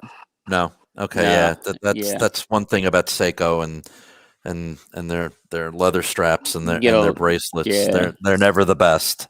Yeah, you can get an aftermarket one probably way better, you know. Mhm. So, but does this one see a lot of wrist time, Chris? This one actually does. Like I said, it's one that surprised me because I don't wear a lot of green, but it's a little more versatile than a lot of people think, though. So it goes with a lot of different stuff. Yeah. So. All right. But fun little watch. They've gone up a lot in price too. They have indeed. And I know the new versions now are selling for a considerable amount more than what these were originally came out at. So, Chris, what's up? Thomas, I think you're cutting in and out. Maybe you got to jump on your phone, my friend, because we lost you. All right. We'll see if Thomas can hop back in. Yeah, am I back? Oh, there you're there. You're there. Yeah, You're I was just gonna ask Chris. You've covered many watches in your time on your channel, and have there been any favourites that have stuck out for you that you've reviewed? I would say probably in the last year or so, I got to review some pretty cool ones. Ones that have kind of surprised me is the tutored Pelagos. Mm-hmm. I always thought that the Pelagos, yeah, the Pelagos. I thought that would be more of a bigger watch, but it wears really small, and that's probably going to be one that I'll probably eventually add to the collection at some point. That and Rink was kind of enough to let in his Bulgari, his Octo. Oh, the Ox Finissimo, yeah. Yeah, Mm-hmm. and that one's a killer watch, especially for the price. But you get definitely, I would say it's definitely hot horology and kind of on a budget, not really on a budget, but compared to a lot of other prices for what you get, those two probably kind of stuck out the most, I would say. Okay, nice, fair enough. All right, so we'll move on to the next watch. A Flight Master. Flighty. Love it. Flighty. We love those, don't we, James? Do indeed, Thomas. Do indeed. One of my favourite Seikos. Definitely. It's another one kind of like the Alpinist that I kind of figure I had to experience, at some point as a collector. And I picked up from my buddy James, secondhand, actually Great Gambino watch reviews. Mm-hmm. I picked it up from him. But he, got a good price. And again, like I said, I kind of tailor my collection lately to kind of work watches. And this one I wear to work, and it's one I don't really have to worry too much about, little grab and go. Mm-hmm. Something kind of fun, little quirky piece. It is a busy dial, but it's still very, cool. very, very busy cool, dial. Fun piece, though, Yeah, I've been actually been going back and forth about picking one of these up just to say I've had one and experienced it. You won't regret it. I dig it. Like I said, pretty fun little You've watch. got to get it off the bracelet, though, because the bracelet's a bit disappointing, but don't put it on an NDC strap. Okay. Right. Yeah, what do you think? What do you think to the bracelet, Chris? How do you think about it? Do you think it's a bit jingly jangly? Yeah, it's not the greatest, just like most of the stuff that comes on stock Seiko. Mm-hmm. But I mean, it's wearable. Yeah, it's wearable. So it's not as bad as some, but but look, Seiko really at the low end of the market really let you down on the bracelets, as we all know. But once you get this off and put it on an NDC strap, it really lifts the watch up, I think, to another level. Cool. Daniel Katz, take care. Thank you for watching. We appreciate it. Take care, Daniel. Later, Daniel. Yeah, I think I might have to pull the trigger on this one. Yeah, you won't regret it. Got to get it at a decent price, because these prices on these are actually kind of going up too. Mm-hmm. All everything's going up. Yeah, everything is going up. At least of these are what is the 4SN411. The Fly, I think they always go on flash sales all the time, because they actually always drive traffic. People always are buying them. They go on flash sale. They always sell a couple of thousand of them. So these always go on flash sales. So if you get on a flash sale, you always get it for around $200 US. Right. All right. So going on from good old Flighty. So sorry, what are those ones going for? When I always go on flash sales. I generally go for about $250 to $295, but on a flash sale, I'll go for about $200, $185 to $200 US. Well, I'm trying to get a link for my jingly jingly overseas version 1, and that's generally what a link goes for. Sorry. So there's a nice group. There's a nice group shot of some of your collection. I use that actually for the title slide today. Yeah, nice. Hey guys, and we got a Bling Master. Yep, guys, I think this is just want to make this little pause to say that I have to go. No worries. Before I go, I just want to say, Chris, really cool collection with a lot of cool pieces. So I'll make sure I'll watch the replay. So everybody in the chat, thanks for coming, and I will see you all next time. Thanks. Okay? Thanks. All right. Thanks, Dennis. Thank you for the news, Dennis. Yeah. Oh, my pleasure. So take care, everyone. Oh, I was going to say we can stay right here until you're finished, but I realized okay. Okay. Take care, everyone. Yeah. Take care, pal. All right, later, bud. Take care. So tell us about the Bling Master. So this is probably my Bling most Master. worn watch because it's just real comfortable on the wrist. And again, G-Shock, you don't really have to worry about. This is one of the 35th anniversary editions. And it's, like I said, just classic G-Shock. It's got Bluetooth capable, so it's hooked up to my phone. Probably my most accurate watch. But yeah, it's this fun little piece. Like I said, it gets the most wear time because if I'm, just hanging around the house or if I'm going out, whatever, or something out, just don't have to worry too much about. Yeah. Hey, It's definitely a signature piece for sure. What's the up, James? RoboCop. To hang out with Random Rob, do you have to own a Monster and a G-Shock Square, do you? I don't know. Both these watches as well. Yeah, he loves his G-Shock Squares too. He does. I mean, do you have? Is it like a clan or a cult and a following? Nah, not necessary. Both these. It's not a requirement, James, but it definitely helps. Him and I do have a lot of the same taste in watches, though. I have noticed that. It's not like you must own this to actually hang with me and be one of my moderators and part of my Discord. It's not one of those. No. You must wear a G-Shock Square and must have a story about a monster. Nah. See, ID guy's blowing the story up here. It's a secret. I've got to go and get a monster and a G-Shock Square and join the Random Rob Club, the secret club. Nah, it's all good, man. You don't have to have a monster or a G-Shock. According to Rob, though, G-Shocks don't count in the collection. That's right. That's right. So you have the silver version, correct, Chris? Yeah. Yeah. Okay. All right. As opposed to the gold one. I prefer silver to gold. Yeah, the gold. Silver's great. I think the gold's a little too blingy for me. But so this one definitely gets a lot of wear time, right, Chris? Yeah, probably the most wear time out of all mine. Just easy to throw on, and go. Very nice. Again, something I don't have to worry Doesn't the about. price of these actually amaze you guys? The price of these G-Shock Squares, the gold, and the silver, and the titanium, and the camo.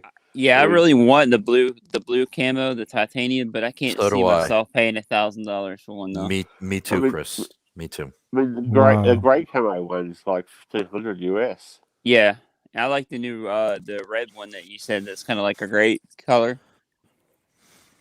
I like those I too. haven't seen that one. I like the silver one that you've got. I think that's the most classy of them all. Feels like you're wearing a Submariner as well. Yeah. I was gonna ask you as well, Chris. Do you have you got a favorite watch in your collection, or have you just answered it with this this one? Probably the monster. Probably this one and the monster. I know I flip watches like crazy, and my collection changes all the time. But probably this and the monster are probably two that'll definitely stay in the collection. But the monster would probably be my favorite if I had to pick one. Yeah, because it's your team color. Yeah. Always helps, doesn't it? Yeah. You don't have a G-Shock, do you, Thomas? I don't have G-Shock. No, I don't really wear digital watches that much. No, I prefer analog watches. How about you, Rancher? No, I've got the Apple Watch, but I sent it to do a digital representation of an analog face. Oh, do you? Yes. You can't. You took me dirty talk now. You can't wear an Apple Watch. Well, actually, yeah. Oddly enough, I do. And James, did you see my note backstage? I did, yes. Yeah, Right. he answered you. So I already he did. you already. Yeah, this I don't have a metal G-Shock square, but I have a resin one.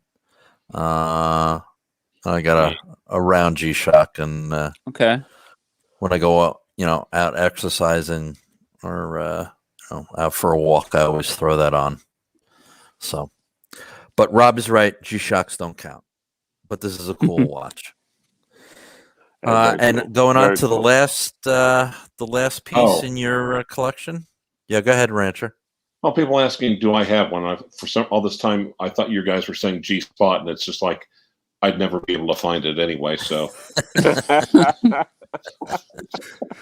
moving right along.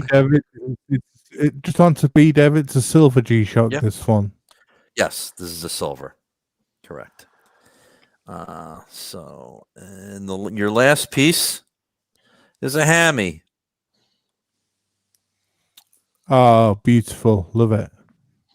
Classic Hamilton. Yeah. It needs on a beige strap, though, I feel, though. Needs to be on a beige NATO. Another just blue to shark really strap. finish it off. The Hamiltons, the things I love about these is it's such a versatile piece. You can throw on any strap, and it looks great on any strap. It's on a real camo strap now, on a camouflage strap now, isn't it? Yeah. But it's such a nice watch. I love the Hamilton khaki. It's a lovely yeah, watch. So do I. Yeah. Yeah. And for the price, and I picked mine up secondhand for like $200 something. So I couldn't beat the price on it. Yeah, you can't argue that, Chris, for sure. Yeah, and it's another one I wear to work. Don't really have to worry too much about, waterproof. So, I mean, yeah, it's like I said, fun little watch. And these wear like they're not even on the wrist. I had the Hamilton, the Khaki King a while back. Mm-hmm. And that's another classic one. But as you know, I'm more of a no date kind of guy on the dial. Like I prefer like more of a sterile dial, I guess. So I prefer this version over the King. Yeah, for sure. It's just a great little watch, and great value for the money. And you need a field watch. You need a field watch in the collection, I think, don't you? Yeah, I've been bouncing back and forth about getting this one or the black dial one as well for a while. I kind of prefer the white because I've had the black dial in for review as well, and I kind of prefer the white over the black dial personally. Ooh, yeah. Hashtag Black Dials matter. But all right, yeah, fun little watch. So Is this Hamilton? Is that automatic or quartz? Mechanical, actually. Hand wind, right? Yep. Oh, perfect. Mechanical hand wind. Yep. It's 100 meters water resistant too, so I mean, it's got plenty. If you want to go swimming, whatever, you don't have to worry about it too much. So you dabbled with a lot of entry level watches, haven't you, Chris? And sort of, Yeah. entry level to the market. What kind of Grail watch would you go for? If you, I'm sure you've thought about it at some point. Is there Yeah. a real Grail out there that you'd love to obtain at one day? Now my end all grail would probably be, of course, again, first Williams has it actually the overseas, the 3-hander, the Blue Dial. Which generation? Oh, nice. The current generation. The third, right? Yeah. That would probably. I doubt there's an end all watch for collectors, but that would be my end all watch. Of course, that's way down the road. I can't afford it right now. Sure. But yeah, that's that one, and I did the Blancpain 50 Fathoms was one of my grails, and I'm sure you've probably seen. I've had 2 in the channel. I've had the flat chrono, and I've had the ceramic. Those are great watches, but as far as a diver, I've been leaning more towards the CQ. Believe it or not, the Glasuta. Yeah. Really, Glasuta CQ. Yeah. It's a lovely watch. But I think I don't know whether I'd go for I'd rather go for a 40mm mil spec 50 Fathoms or Barracuda Absolutely. myself. Oh, than yeah. a- God, yes. Yeah. Absolutely. Yeah. 100%. Okay. Than the CQ. But I know what you're saying about the CQ. It's a gorgeous watch. It's a lovely dial layout. It's nice. All right, so I'm just we're just running through some of the group shots you sent me, just to catch anybody who's come in late. And I want to say hi to Amin from Amin Reviews. Welcome, Amin. Good to see you. Hi, Amin. Welcome. Good to see you. What's up, man? Now, Chris, let me ask you. Now, you've been actually talking about, and you've been showcasing a large amount of watches, as has already been stated. Now, have you ever, out of the ones that you've been showcased, that you've been provided with, have you ever had a case of, when they say you should never meet your heroes, did you have a watch that you really respected and the El Primero, actually, because like I said, that was like a long time grail. Like I remember when I bought my Orange Monster, that when I first bought it, I was thinking I would never get an El Primero. And then I finally got an El Primero, and it's just one that, like I said, it's a great watch. Don't get me wrong. So I'm not knocking it if you really want to get one, if it's your lifestyle. It's just one that I kind of had to force myself to wear. Like I didn't mesh with it. If you don't love it, then it's time to move on. Can't argue with you there, Chris. But all I can say to all the punters out there is that if you're in the market for a budget brand watch or a micro brand or anything entry level, check out Chris's channel, The Watch Lounge, and I'm sure he's got plenty of videos on there covering all the bases of these genres of watches, and there's some great informative stuff on there for you to immerse yourself into, and some really good videos to check out. Thanks, Thomas. Yeah, again, guys, Chris has a great channel. He reviews anything and everything, does the full gamut of discount to high end. His live streams are always a lot of fun. Usually he has the rancher on. I try and make it in there as well. And Thomas hops on there too from time to time. Yeah. I put a link in the description of this video to Chris's channel. Please subscribe and so that you get the notifications, because Chris will just randomly, when he feels like it, come on and do a live stream. So I highly recommend it. Get over there and subscribe and check out some great content. For sure. Anything else that anybody wants to bring up? Anything that they want to discuss? Anything? Any questions in the chat? that we got Chris here, or anything that's condolences to Hotsy. She says she's had a extended relative that was hit particularly hard by the contagion. Yeah. Our thoughts and prayers go to your relative Hotsy. Terrible news. Terrible news. Yeah. But still, the fact that we're still hearing of cases, even though vaccinations are rolling out, or we're hearing of cases that people are getting after they've been vaccinated, is still terrible news. Yeah. Yeah. Anything you want to? Anything caught your eye this past week, James? I think obviously the Hermes H8. The fact that Bill Sanders obviously endorsed it. I think it's a great. It's a bit of a fashion watch, but I think it's a great watch. With you, Blue Shirt, on obviously my thoughts on long jeans. I think that it's some great stuff to be looked at there. I've been thoroughly looking at the long jeans as well as Breitling. Been to the boutique, looked at all the Breitling models, tried them on, bought a few. Love them as well. And also with you, Blue Shirt, on the IWC. Sort of fallen in love with a few of their watches as well and bought a few of those as well. So awesome. I've seen some great releases from Watches and Blenders and pulled the trigger on a few. So, yeah, so that's where I'm at. I think there's been some great things. And, Rolex has been a disappointment, of course. Yep.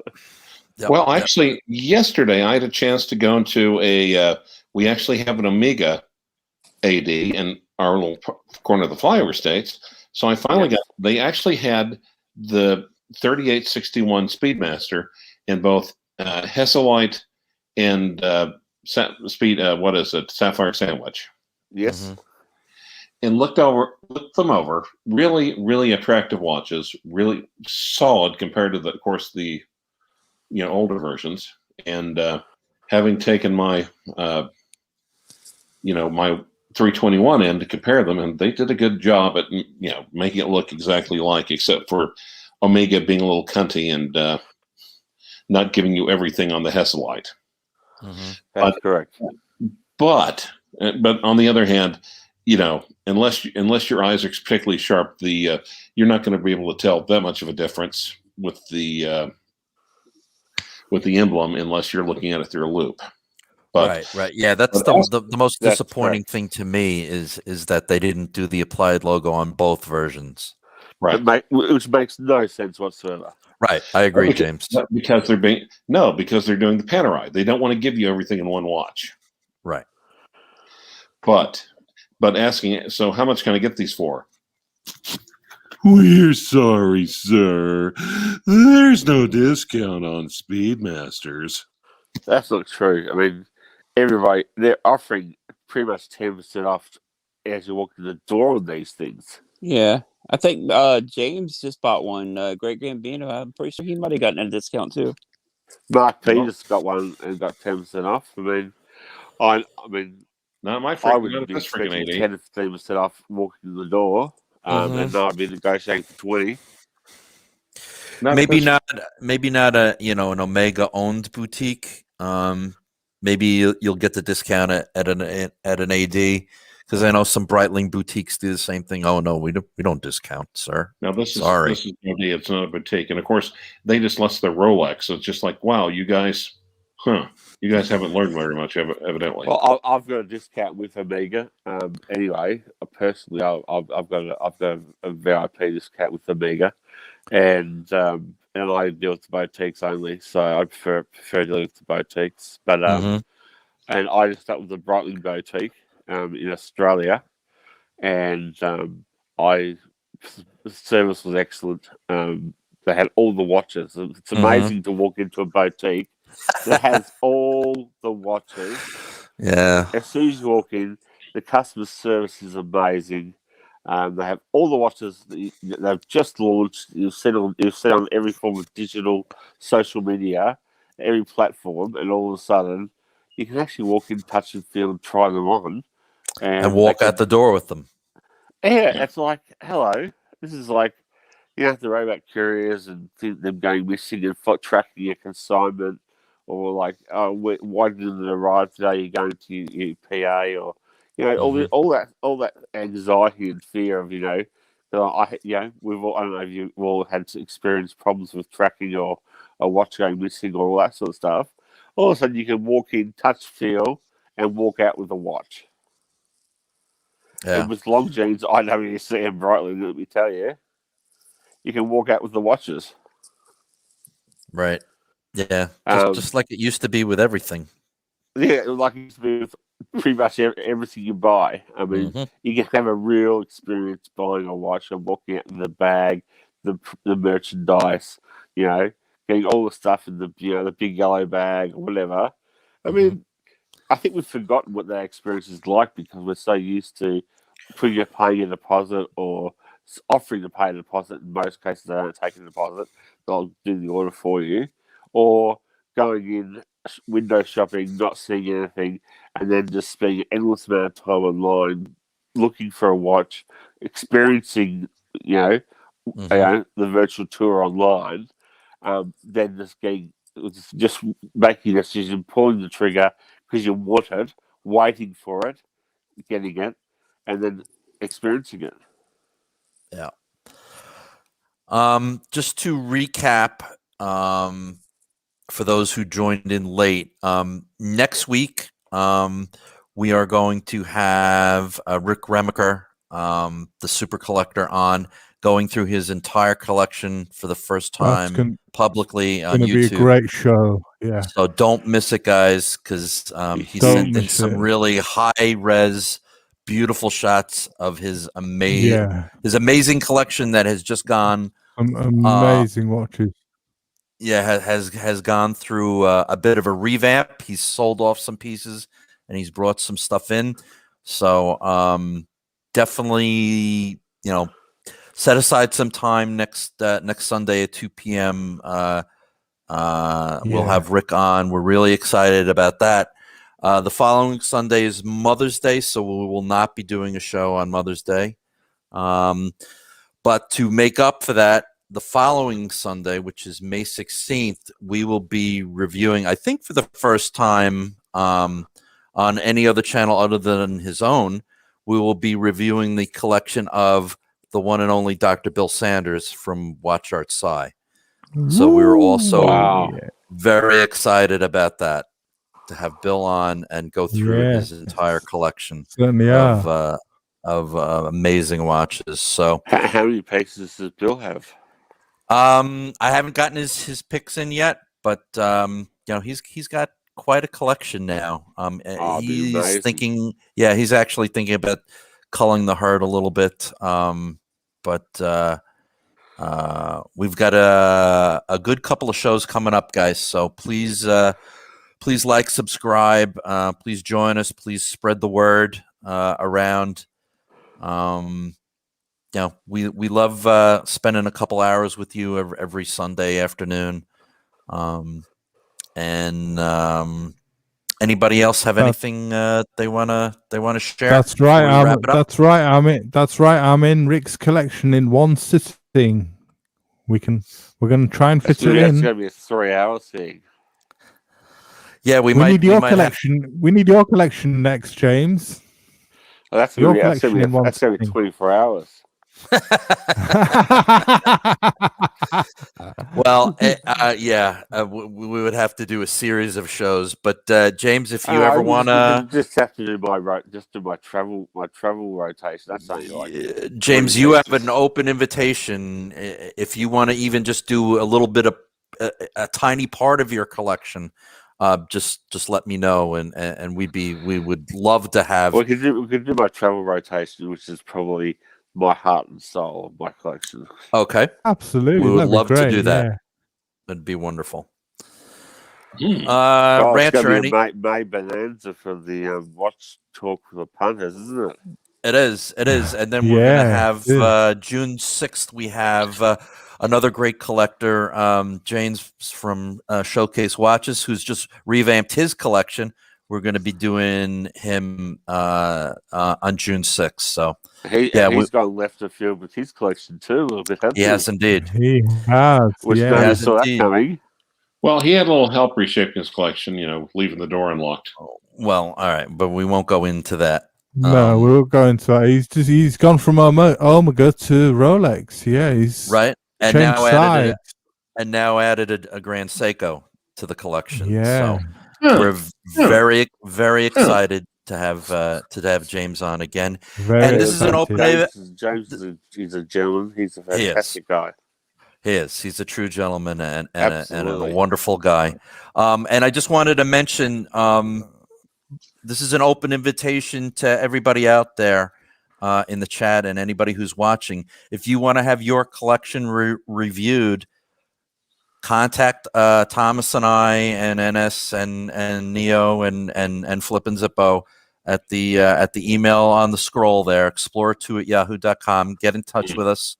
And we would love to review your collection. Doesn't matter if it's high end, doesn't matter if it's low end, a few pieces. Any watches, all genres. We love watches. We just love watches. We just love watches on this channel. So any kind of watches, digital watches, analog watches, horseology, sundials, pieces. We love brands. Strategically, sundial, absolutely. Micro brands, guys' collections. Yeah, we were kicking around that idea, James. Actually, I mean, you guys stay your guys' collection. You guys, we were kicking that around. Heroes. Now, Bill Sanders back in a couple years ago reviewed my collection, which has changed, and he also reviewed the NS Something's collection, and then ID Guy did a wonderful review of Thomas's collection.